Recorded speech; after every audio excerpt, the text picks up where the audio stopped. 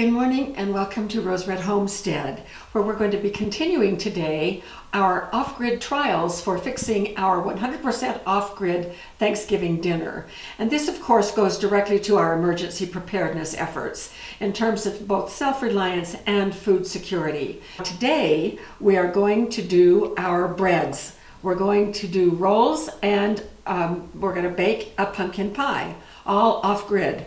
I have everything laid out here for the rolls. Now this roll recipe is in one of our other videos. I've done a whole video on this roll recipe.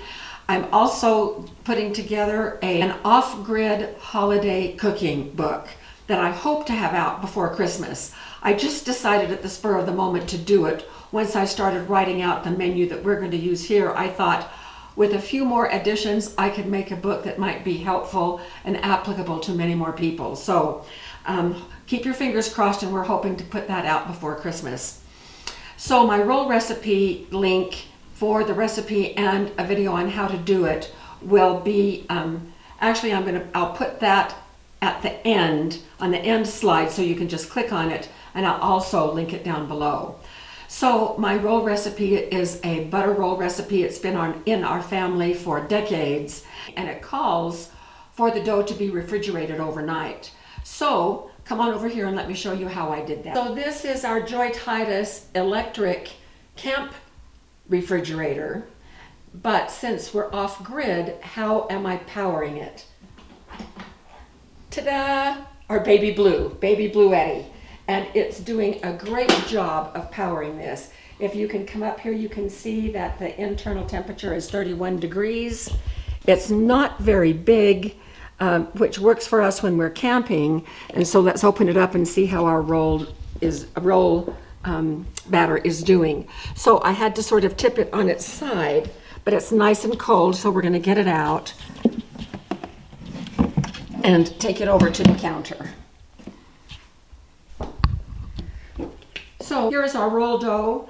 It has been refrigerated overnight. Now this makes 3 dozen rolls. So the trick is to cut this evenly in about thirds. I'm just going to get out one segment, and these other 2 segments I am going to put in plastic bags and put in the freezer. And this is the actual dough that we will use for Thanksgiving dinner. Put this in a ball, and I'm going to roll it out in a circle.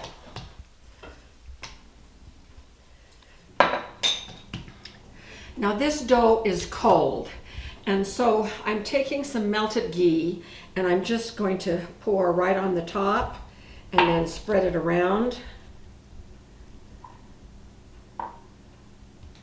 because these are butter rolls. And then because the dough is cold, this butter is going to congeal, and that's just, it works fine. Okay.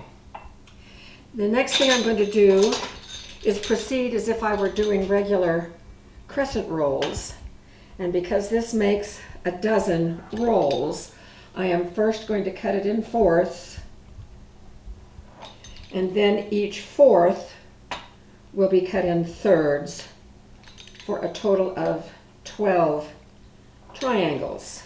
Now in this bowl, I have a little bit of savory mix. It's about 3 tablespoons of ghee, softened ghee, a teaspoon of Italian seasoning, and a teaspoon and a half of cheddar cheese powder. So it's just a little bit of a savory taste. So while I don't want a whole lot, I do want just a dab. And I'm going to put a dab on each wide end of each triangle. This will be a little surprise for my family. We just have 2 of my children and their spouses coming this time, so it will just be 6 adults. Quite a small crowd compared to what we usually have. And I always make my regular rolls. This time, this little bit of savory topping is going to be different, so it will be a surprise to them.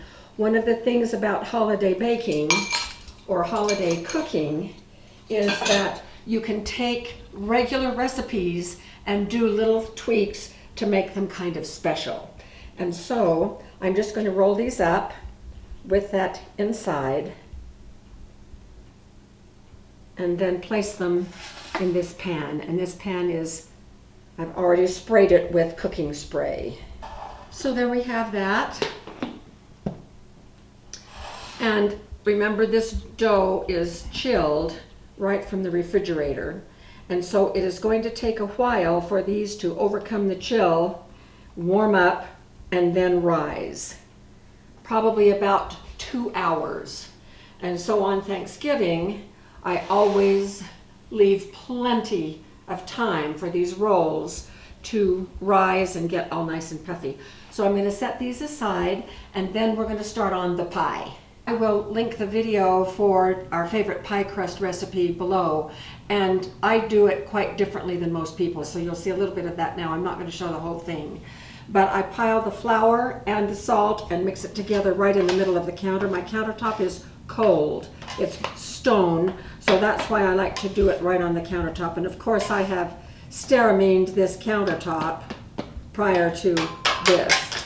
Now, I have a cup of Crisco and a half a cup of butter chilling over in the Joy Titus. Okay, here we have the shortening, and I use Crisco. Crisco no longer has the bad stuff in it, and I love it for pie crust, but of course everybody is different. So a cup of Crisco, and it has been chilled. And then a half a cup of butter cut in little chunks, and it is also chilled. So what happens next is, and I'm not going to show the whole thing, but I just cut the fat into the flour and salt, and then we will keep folding it over on each other, make a well in the middle, and then here's 1 cup of liquid. It is water and vinegar and an egg, tablespoon of vinegar. Okay, I brought you back for just a minute because I have to show you this. We are learning more and more about our baby Bluetti to see how much it can do. The compressor is running on the Joy Titus, and now I'm going to be mixing up the pumpkin pie filling. So it will run both the mixer and the compressor on the refrigerator freezer. Not too bad for such a little guy. I'm so thrilled. Okay, we'll be back when we're ready to mix up this pie. All right, we're about ready to put our pie together, and I want to show you what we're going to do. I'll show you what this is for in just a minute, but I have taken a strip of foil, and I'm guessing it's about 30 inches long. I just kind of eyeballed it.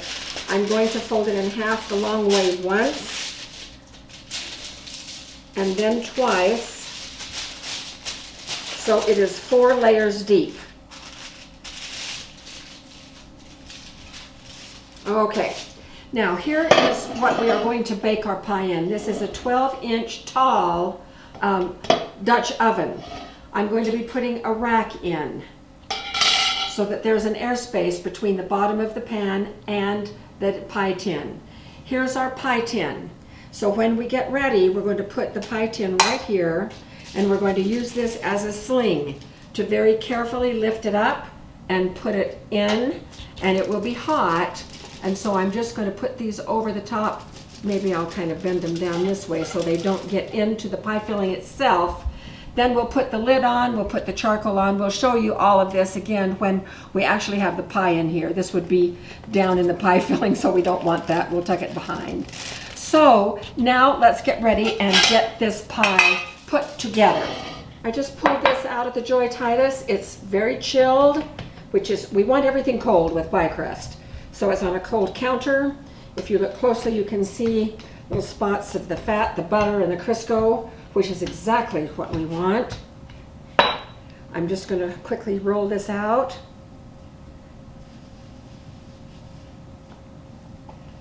We have the 12-inch Dutch oven outside preheating over coals.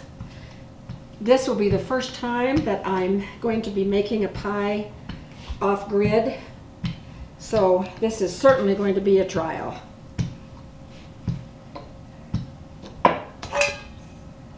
Okay, that's about right.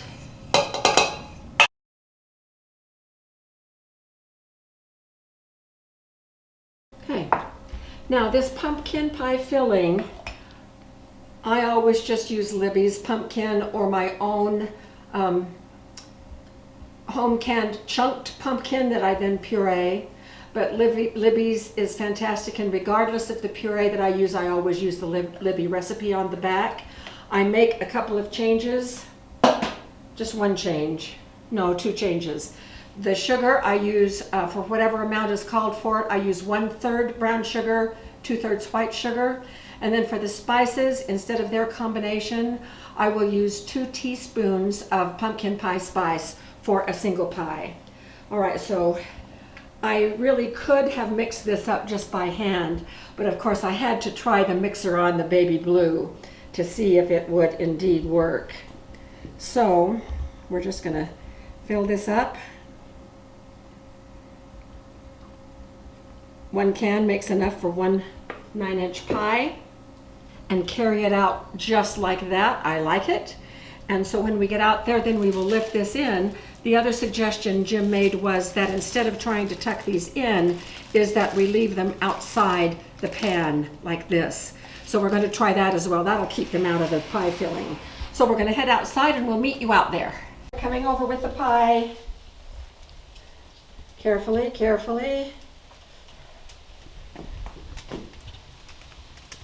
Lowering it, leaving the flaps to the outside, picking up the lid and putting that in place, and it's not level. We're going to have an uneven pie. All right, we'll be checking the temperature periodically, and here's hoping that we can bake a pie. So see you soon. Just by chance, I came out, I smelled the pie. It has been under an hour. It's been about 50 minutes. And I checked it, and it is done. It's a little scorched on the top, so next time we won't put quite as many charcoal on the top. I'm going to lift this out very carefully with my heat gloves. I'm going to get a good grip on that. And we have a rack waiting right over here. Whew. Okay, so there's our pie. So here's what I need to remember for Thanksgiving Day when well, actually I'm going to do the pie a day ahead. I'll be doing it Wednesday, late afternoon. So not so many charcoal on the top. And even though the thermometer read 250 at its highest, it gets done anyway. And so this is great. The crust looks pretty good. We have a little scorching right here because the pie had a little tsunami in this direction when I was putting it in and then flattened out. So this is a little bit of a burned pie crust. But it will be fine for our trial. I'm sure that Jim and I will enjoy it. The next thing now is that the rolls are done. So we need to prepare this cook table for preheating the oven. All right, so the rolls are risen. Here they are. So they are ready to go out there. Now we are going to use this do-it-yourself oven box. We have a video on this, and I will link the video to this video so that you can see, and I just explained how to do it. I don't think I demonstrated. It's just a cardboard box covered inside and out with foil. And it has a little window here. I have made one improvement because it didn't hold the temperature as well as we had hoped. I made this little window, and it's held in place by a paper clip that rolls up over the top of it. So this way I can check what's going on. This is a turkey cooker bag that is heat resistant, and so I can check by looking through the window to see how things are going, but then put it back down and lock it in place. So we're going to this is a lid holder, but we're going to use it for something else today. And so we're going to put this down on the cook table, and then Jim is going to drop charcoal on the bottom, and then we'll put the oven in place and let it preheat. And then when it preheats and gets up to a good temperature. Who knows what a good temperature is? We're not even reaching 300 on these. But I'm going to quickly open and slip this pan right here on top of the lid holder. Put the oven right back down, and then when I check the temperature of the oven, I have a little hole right here, and I'm just going to check with this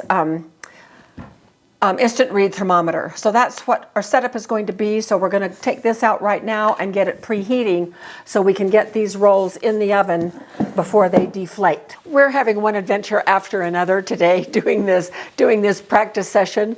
We put a few too many coals on the bottom, and the temperature inside the oven got up to 550 degrees and it started smoking. Probably not a good idea. So we've been playing with the temperature. It's now down a little bit, but I'm just going to take it off. And normally I wouldn't do it like this. I'd leave the heat inside, but it's already over 100, so I'm going to let the heat escape from it. Okay, we're going to go ahead and put the rolls in now.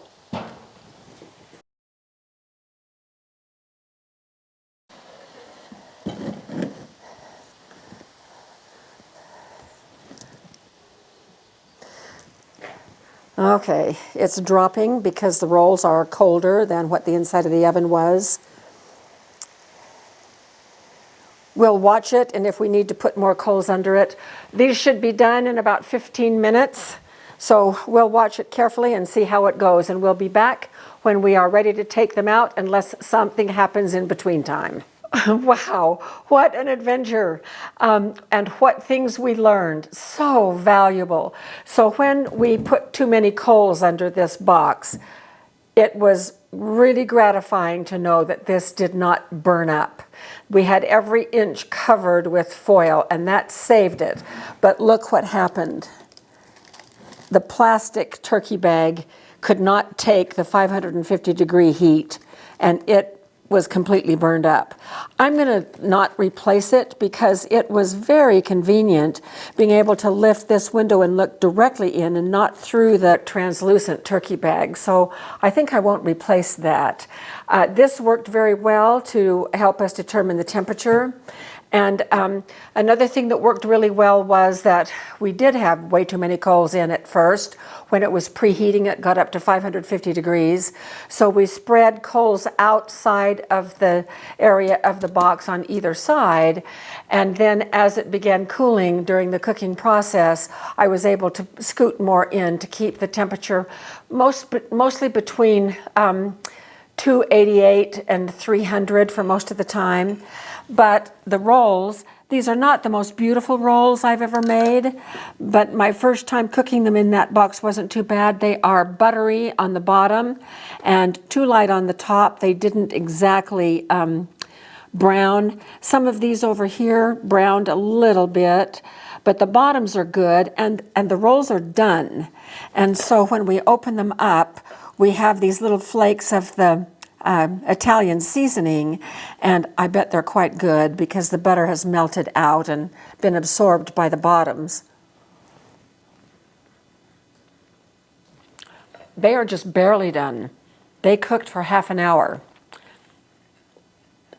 And I really would like for these, oh, here is some more of the, you can see the cheese and the Italian seasoning.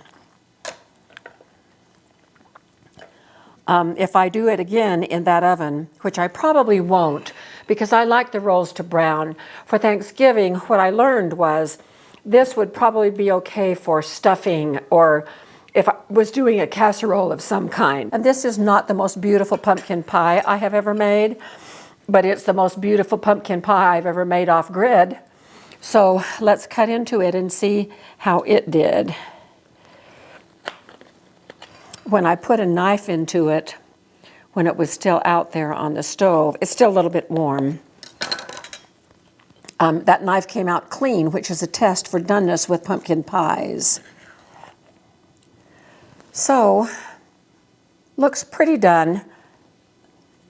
It didn't take as long as it does in my oven, so let's see if it is actually done.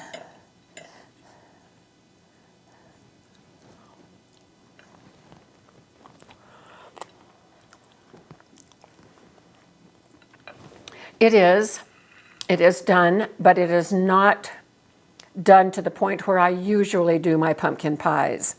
And so this cooked 50 minutes. I think I would give it another 10 and not so many coals on the top. And the rolls we'll probably be doing in the propane oven. We learned a lot today, and this was really fun. I'm keeping a record so that when and if we ever have to do this, because we have to, then we will be better prepared because we have practiced. So that's the whole point of these. And besides, I want to have a lovely dinner for my favorite people in the world, my children and my husband. And so we want everything to be fantastic for our Thanksgiving dinner off-grid, which is coming up in less than 2 weeks. So I think we'll do one more video that will show the turkey, and we will be doing some filming of that on Thanksgiving Day. And so that video won't come out until after Thanksgiving. But thank you for being with us on this trial, and we will see you soon in our next video.